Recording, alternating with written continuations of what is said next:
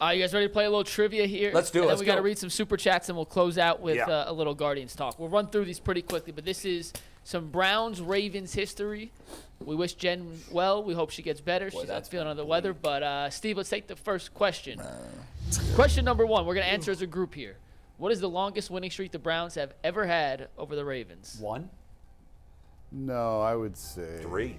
That's what I was thinking. It's 3. 3. Wow. No, I don't Going think- that high? Have they swept them in it? That would constitute Joe, a sweep. Joe Flacco is like 7, like he's like 19-3 versus the Browns big, all time. Big advantage. So like 3 losses. I know for one of them the loss was way back in I think 2004 or something.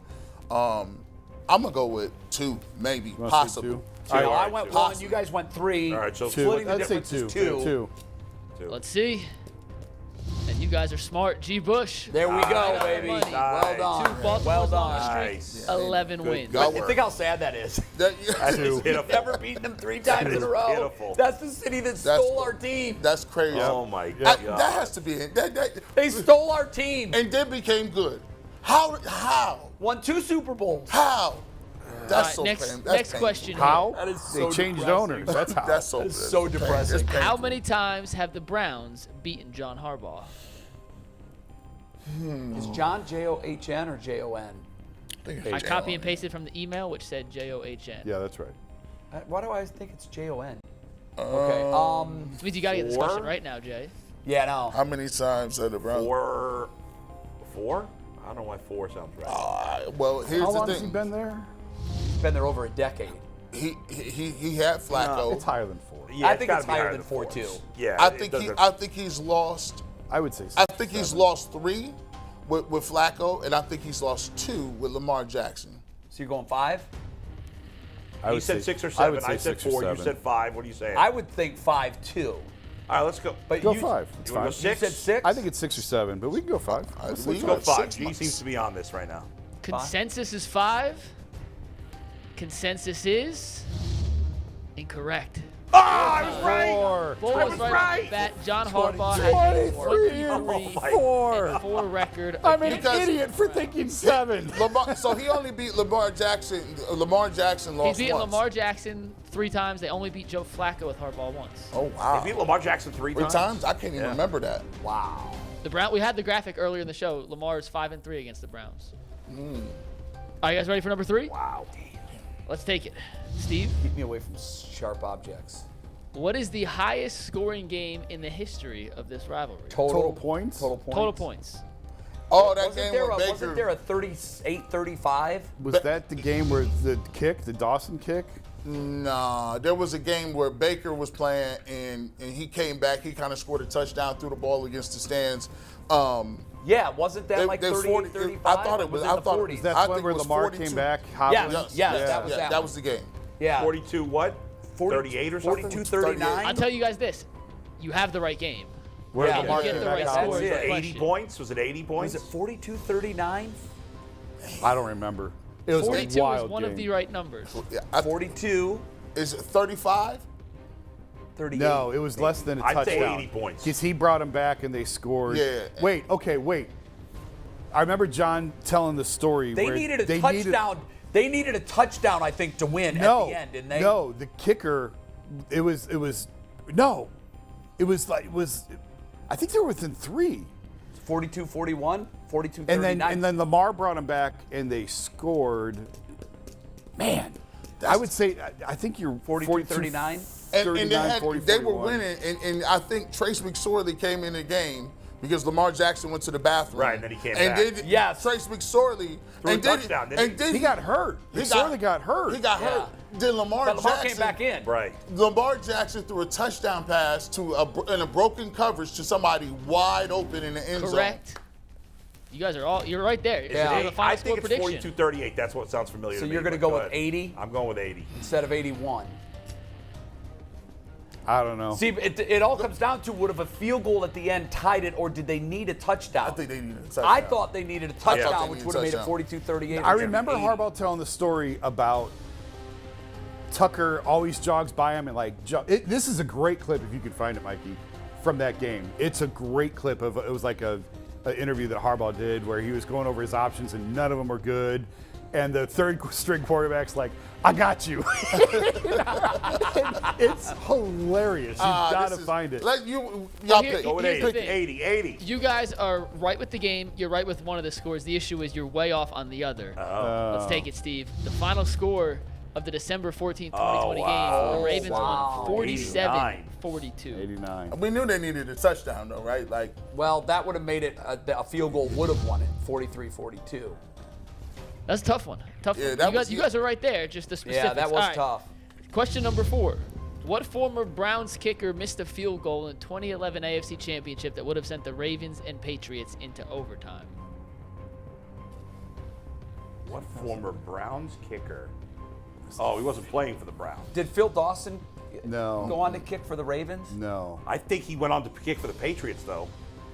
Phil? No, he went to San Francisco. San Francisco. No, but didn't he go to? No. I thought. This is probably one of It's those. not Phil Dawson. Yeah. Okay. This I'll is end one that of right those now. It's trick not Phil ones who Dawson. came here after that. Yeah. Oh, You know what I mean? Is that possible? yeah. I'm looking it up right now. I actually didn't know when he played here. I'm- Jen? I think this is probably a kicker. No, he played before and after, Oh, according here? to his Wikipedia page. so he's here twice. I don't remember who that. I don't know who that No would be. clue. That was back in the Phil days. Phil was here from 2000 to. Maybe Phil missed the game with injury or something. He played on 3 teams in 2009, and Yeah. one of those 3 teams was the Browns, Was according Phil- to Wikipedia. Maybe Phil missed a been couple of hurt. games. Phil must must have have, been and they hurt, signed yeah. him for just a brief minute. I can't think of who it is. 2011 kicker for the Ravens and Patriots. This is obscure as hell. No, not for both. I'll give you a hint. Go ahead. Lee Evans dropped a pass in the end zone that would have won the game on 3rd down. Flacco I threw remember a that. dime. Lee Evans. Lee Evans dropped the pass. They lined up for a 33-yard receiver. chip shot field goal that this player shanked. It was my freshman year of college. I was watching with the Ravens fan. I will never forget. Wow. I I got nothing. No, nothing. I got nothing. 0. You guys are going to kill yourself when you hear this. Let's take the answer. seems a little extreme. But Billy Cundiff. Billy Billy Cundiff. Cundiff. I'd have never got I don't that. even remember him being on the Browns. I do. I remember Billy him being in Cundiff. Cleveland. All right, last but not least, question Oilers? number 5. I mean, the Titans. Yeah. Cowboys. Which Browns player intercepted a pass and returned it for a franchise record 100-yard touchdown in the first meeting between the Browns and Ravens Was it Joe Hayden? in 2007? Which Browns player intercepted pass return? 100 It is yards. not Joe Hayden. Is Not it? Joe Hayden. Is it? I want to say Bowden or. We 2000. should know this. No, Hayden wasn't even in the league in 2007, was he? Yeah, it was. Hold on. 2007? Hold on. Wouldn't he have been a... Well, I thought he was drafted Don't after put that question back up there. It's not Joe Hayden. It's not Joe Regardless, Hayden. It's He's not out. Joe Hayden. I should know this. Joe Hayden was not in the league in 2007. what year did he come in? 2010. So he returned it. He returned it old 100 yard. 15 years ago. Oh, Lord. I mean, Jen trying got to some tough remember a questions Browns this week. cornerback from 15 years ago is tricky. You were in New York. Oh, 15 years ago. But tell I me, was it a ain't big football nerd. Good gracious, this is the tip of wasn't my there. tongue. G. Bush, I thought you had it earlier. You were on the right track. What did he say that made him on the right track? Yeah, what did he say? Specific name that started with the letter B. Bowden, Close. Baxter. Close. Not as close, though. Coleman. I've never heard of this guy, I'll be honest. I don't know. I give up. Jesus, this is gonna suck. Yeah, I'm Drawing a blank. I was covering Ohio State. I was. Go ahead. Let's take it.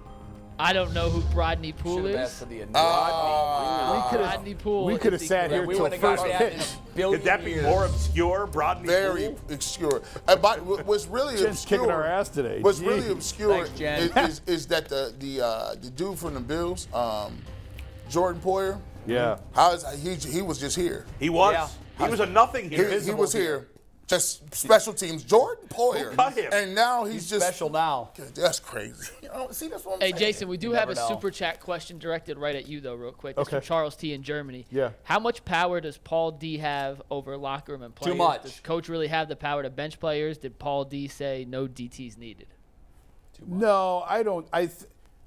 Well, DePodesta, I really don't think he has a lot of control over. Like, I think Andrew controls the draft and the roster, I think Paul's role is sort of like it sounds kind of businesslike and hokey, but organizational structure and who to identify and strategy and stuff like that. I don't think it's necessarily picking players. I think Andrew's picking the players. Now, collectively, all three of them may sit down and say, we want to move away from But someone D-tackle. breaks ties. Yeah. Someone told me that covers the league, this is a number of years ago, this is probably 4 or 5 years ago, that every organization does it by committee. You know, the head coach has a voice. Yeah. What that voice is, Sure. it varies organization to organization. Some, the general manager has a voice. But what this person told me is that every organization has a tiebreaker. And at the time, he believed that the person with the most power in the Browns organization was Paul. Now, maybe it's changed. Maybe he was wrong. But this is what's interesting. He was hired prior to those dudes. But and he here's did So what? go to It's been Sellers. shrouded in mystery too. Like they're not real transparent on how this thing works, I mean, he's in San Diego half the week. Yeah. which is a problem. And it's curious. Yeah. But like, Didn't Holmgren try to run the Browns from Seattle? yeah. But like, they didn't listen to him for years. Like, that's why I think no one knew what Paul. Every suggestion Paul made, they didn't listen to him. Paul didn't want John Dorsey. There was never a John Dorsey. Paul certainly didn't want Freddie Kitchens. So he's sitting in this ivory tower, and nobody's listening to him. And maybe that's when they gave him the keys to the castle. until now. And I wrote that the pandemic year, it's like they're finally listening to Paul DePodesta. Like, Paul wanted Kevin when they hired Freddie. Yep. And I was skeptical of Kevin then. I'm like, no one's talking to this guy. What do you guys think you know that no other team in the league knows? Because nobody else is interviewing Kevin Stefanski except Cleveland. Yeah. And it turns out, like, I obviously I went to bat for him yesterday. I like Kevin. I think he could be just fine. Like, he's going to be just fine. I wholeheartedly believe that. And who was the coach of the Bills? Paul wanted him, and they didn't hire him. Right. Yeah. He's the head coach of the Bills Yeah, now. Yes. Sean McDermott. Right. And He's done so a great job. There's just like, so all of these things that were like DePodesta was advocating for, Jimmy wasn't listening to him. So it was like, where do you got this guy here? Well, if you're you not, gave a few examples, but we don't know about individual player selection and draft. Like, he had to be getting his way at some point, otherwise why paying? Well, I can tell you there was a huge collision. Obviously, I don't think this is anything With Dorsey? groundbreaking. Well, with Hugh wanted Yeah. nothing to do with analytics. Right. And Dorsey even was so. Paul's biggest role is, I think, what we're talking about is identifying. Look, Jimmy can't pick a coach and a GM. That's been proven. Well, And track record. so I think that's Paul's role, is finding leadership people in leadership roles and identifying them. And like, I think Paul was 100%. Andrew and Kevin were 100% Paul. But in terms of like, we're going to go for it on fourth down, we're going to That's pick Kevin. that D tackle. Yeah. I don't think, now they may be a collective group, Yeah. but I don't think Paul has that power. I don't think he does. I think he has a lot of power how they allocate their resources. I think they do sit in the room and say, you know what, on the pecking order, where would we slot this position? And defensive tackle and linebacker may be somewhere down on the bottom of the list, and they may say, looks like we're they not are. going to spend over $5 million for these two Again, positions. they drafted JOK pretty high. Second round. Second round. I mean, Second round. I mean, that's pretty high. It's high. Second round. Second round pick. That's, you can't spend significant. Most analytics people don't think you should spend big money on guards, and they've spent big money on guards. That's the philosophical way you go about building So a I team. don't. where is football won? What is that? Where is football won, typically? Up On the front. lines. In the trenches.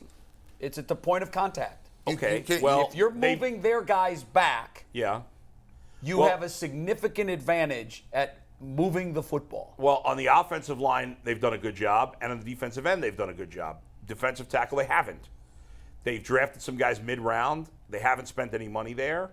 We'll see, and it does make a difference. I mean, if you look at the Bengals' run defense, last year 2 years ago their run defense stunk. Last year their run defense was good. First couple of games this year, Bengals had a good run D. Last two games, their run D hasn't been good. You know why? because DJ Reader was hurt 2 years ago. He played last year. He played early this year, and then he got hurt again. Yep. And that's what. Now he's a star defensive tackle, doesn't get sacks, but one good player in the middle can make a difference. So yeah, it matters, and the Browns have blown it at that position. But Again, I think they get blinded by the glamour of the big name. When you think, except for the offensive line, they have not used that philosophy there, but their big splashes over the last couple of years. What have they done? The OBJ move, the Landry move, even the move for Deshaun Watson. These are the shiny objects. And that's ownership. That's owners. Is it? Oh, yeah. I said yesterday, Dorsey didn't want OBJ because he knew like it was all the headaches that come with them. That was all a Jimmy move.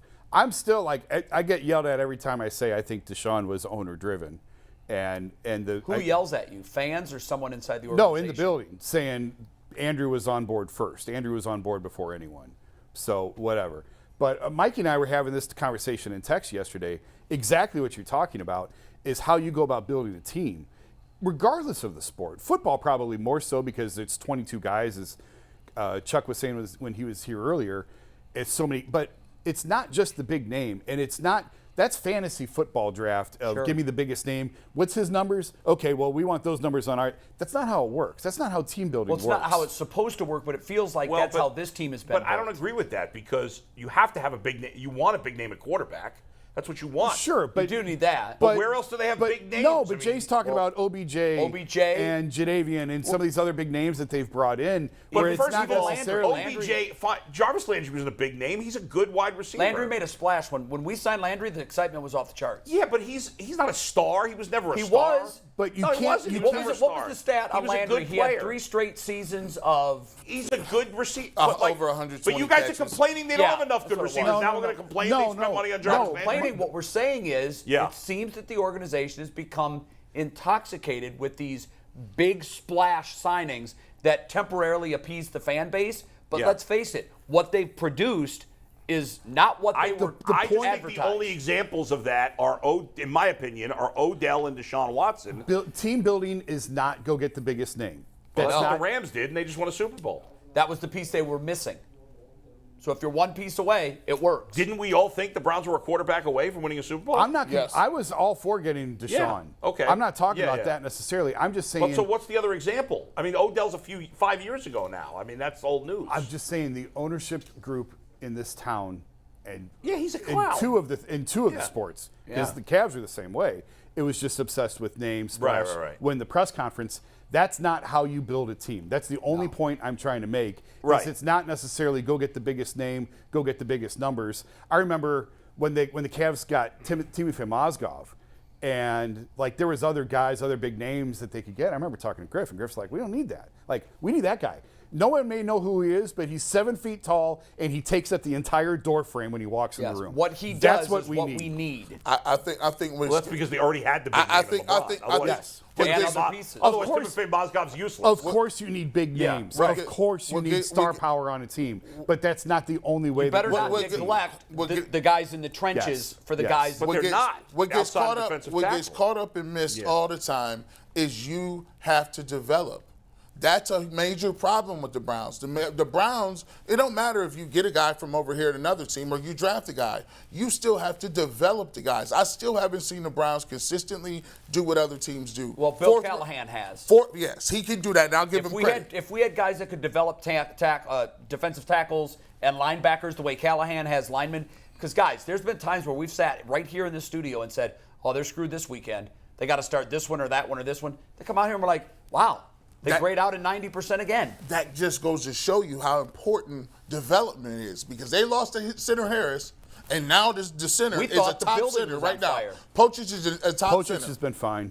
Yeah, he's been fine. And I attribute that to Callahan. Yeah, 2 points real quick, and we got to get to final takes. He was a bust. Speaking of grades, Myles Garrett, the highest-rated player in the league last week by PFF. Of course. I can tell you that without watching the game. Secondly, do you guys remember the Eagles when they signed like Nominee Asamoah, Vince Young, and they call themselves the Dream Team? Oh, to Jason's point, you can win the press conference. It does not lead to wins on the field. It is 1 o'clock. Nominee Asamoah, what a weird career. Yeah, but again, the Rams did it last year and it worked. The Browns are not. It's the exception. Since Andrew Berry's been here, and you don't even think he wanted him.